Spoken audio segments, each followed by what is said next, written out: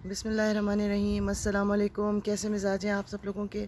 उम्मीद है आप सब लोग बिल्कुल ठीक होंगे। मैं भी आप लोगों की दुआओं से बिल्कुल ठीक हूँ और एक छोटी सी वीडियो बना रही हूँ आप लोगों को ईद मुबारक कहने के लिए।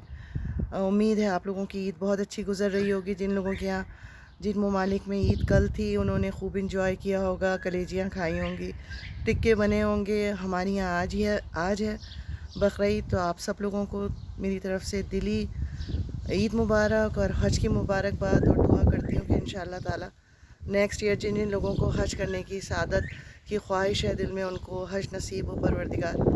और दुआओं में याद रखिएगा, अपना बहुत ख्याल रखिएगा।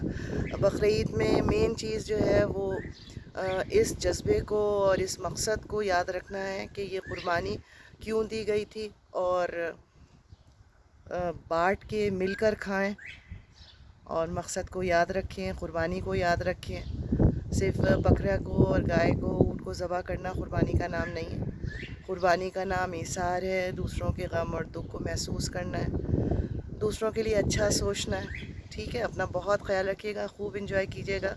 इंशाअल्लाह फिर मुलाकात होती है। अल्लाह हाफ़िज़।